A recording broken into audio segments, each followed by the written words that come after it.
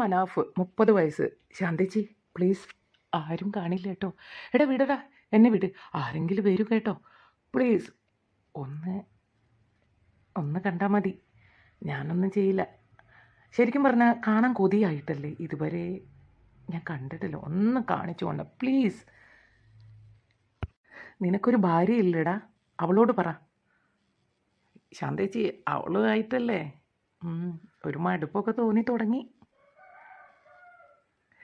എനിക്കിഷ്ടം നിങ്ങളുടെ പോലത്തെ ഹിന്ദുസിനെയാണ്. നീ എന്താടാ കാണിക്കുന്നത്? എന്നെ വിടൂ. ഈ ചെറുക്കൻ എന്താ ഇങ്ങനെ? ശാന്തേച്ചി ഒന്ന് ഞാൻ പ്ലീസ്. എടാ കൈയെടുക്കടാ. ശാന്തേച്ചി ഒളിപ്പിച്ച് വെച്ചിരിക്കുന്ന മാമ്പഴമൊന്നും പിടിച്ചെന്ന് വിചാരിച്ചിട്ടുണ്ടെങ്കിൽ എന്താ, അത് തേഞ്ഞൊന്നും പോകില്ല കേട്ടോ. ഈ ചെക്കനോട് പറഞ്ഞിട്ട് കാര്യമില്ല. എൻ്റെ കൈ ശാന്തേച്ചിയുടെ മാമ്പഴത്തിലായിരുന്നു. അവരുടെ മാമ്പഴത്തിൽ നിന്ന് എൻ്റെ കൈ വെടിയിപ്പിക്കാനുള്ള ശ്രമത്തിലായിരുന്നു അവർ. ഇനി ശാന്തേച്ചി എൻ്റെ താത്തയുടെ വീട്ടിലെ ഏലക്കാരിയാണ്. അവർക്ക് 500 രൂപ കടം വേണം. താത്തയോട് ചോദിച്ചതാണ്. പക്ഷേ താത്തയുടെ കയ്യിൽ കാശില്ലാത്തത് കൊണ്ട് എന്നെ വിളിച്ചു. ശാന്തേച്ചിക്ക് 500 രൂപ കൊടുക്കണം, ഒരാഴ്ച കഴിഞ്ഞ് അവർ തിരിച്ചു തരുമെന്ന് പറഞ്ഞു. ഞാൻ ഓക്കെ പറഞ്ഞു. അവരോട് വീട്ടിലേക്ക് വരാൻ പറഞ്ഞു.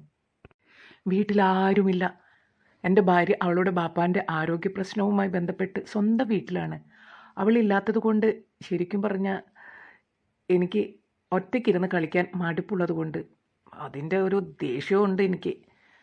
ഞാൻ ചില നല്ല വീഡിയോസൊക്കെ കണ്ട് കിടക്കുകയാണ്. അപ്പോഴാണ് ഈ ചേച്ചിയുടെ ഫോൺ കട്ട് ചെയ്തു.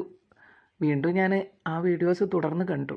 നല്ല തമിഴത്തികളുടെ വീഡിയോസാണ് ഞാൻ കാണുന്നത്. അങ്ങനെ വീഡിയോസ് കണ്ടിരിക്കുന്ന സമയത്തായിരുന്നു ആ ശാന്തേച്ചി എൻ്റെ അടുത്തേക്ക് വരുന്നതും. 45 വയസ്സ് പ്രായമുണ്ട്. പാവപ്പെട്ട കുടുംബമാണ്. കെട്ടിയോ നേരെ ചൊവ്വേ പണിക്കൊന്നും പോണില്ല.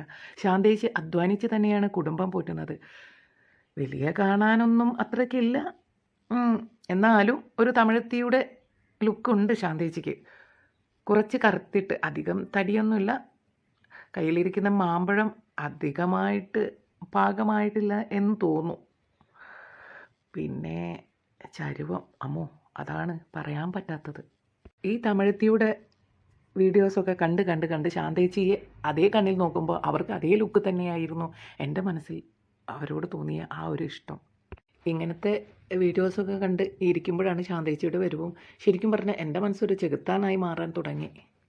ആ വീഡിയോസ് കണ്ട ആ തമിഴത്തി പെണ്ണ് ശാന്തേച്ചിയും ആ ചെറുക്കൻ ഞാനുമായിരുന്നെങ്കിൽ എന്ന് ഞാൻ ആലോചിച്ചു. ഇത്രേ കാലമായിട്ടും ഞാൻ ശാന്തേച്ചിയെ ആ കണ്ണിൽ നോക്കിയിട്ടില്ല. ഞാൻ ശാന്തേച്ചിയെ ശരിക്കും പറഞ്ഞാൽ അവരെ ഞാൻ അങ്ങനെ ഒരിക്കലും എന്താ പറയുക, അങ്ങനെ കണ്ടിട്ടില്ല എന്ന് തന്നെ പറയാം. അവരാണെങ്കിൽ നല്ല ഡ്രസ്സിൽ ഞാൻ ഇതുവരെ അവരെ കണ്ടിട്ടുമില്ല. മുഷിഞ്ഞ ഡ്രസ്സായിരിക്കും അധികം അവർ ധരിക്കുക. സാരിയും ബ്ലൗസും തന്നെയാണ് എപ്പോഴും അവരുടെ വേഷം.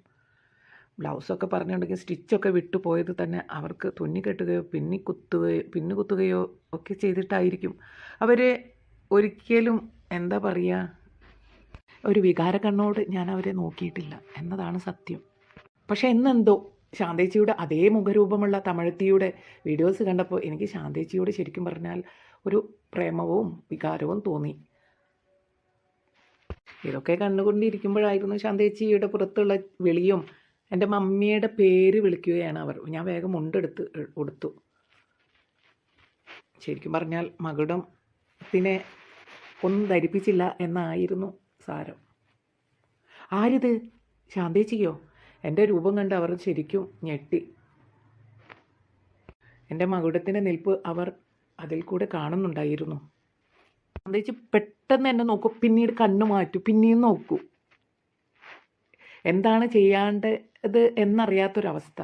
ശാന്തേച്ചി എന്താണ് പറയേണ്ടത് എന്നറിയില്ല. ശാന്തേച്ചി, എന്നെ താത്ത വിളിച്ചിരുന്നു. നിങ്ങൾക്ക് എത്രയായിരുന്നു വേണ്ടത്? അത് 500 രൂപ വളരെ അത്യാവശ്യമായതുകൊണ്ടാണ്. ഒരാഴ്ചയ്ക്ക് തിരികെ തരാം. അതൊക്കെ കുഴപ്പമില്ല ചേച്ചി. ഇനി നിങ്ങൾ തിരികെ തന്നില്ലെങ്കിലും പ്രശ്നമൊന്നുമില്ല. ചേച്ചി മുറ്റത്ത് നിൽക്കാതെ കയറ്. ഇവിടെ ഉള്ള എല്ലാവരും എവിടെ പോയി?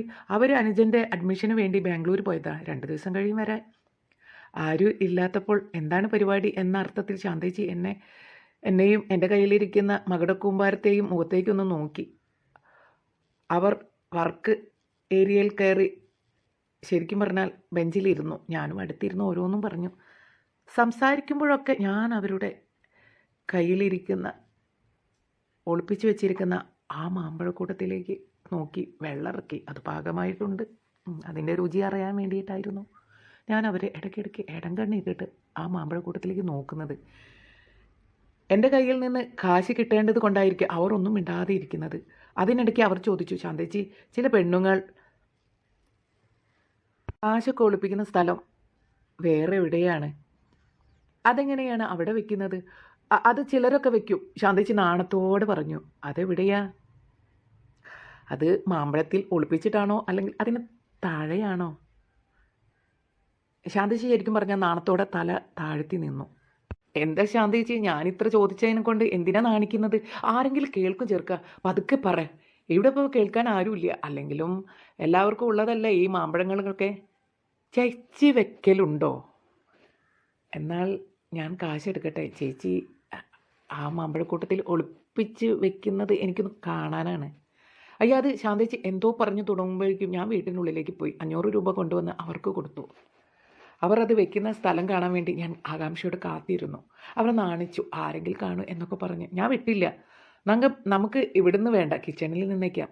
എന്നാൽ ആരെയും പേടിക്കണ്ട കേട്ടോ എന്ന് പറഞ്ഞ് ഞാൻ അവരെയും കൂട്ടി കിച്ചണിൽ കയറി ഡോർ ക്ലോസ് ചെയ്തു. അവർ മടിച്ചു കൊണ്ട്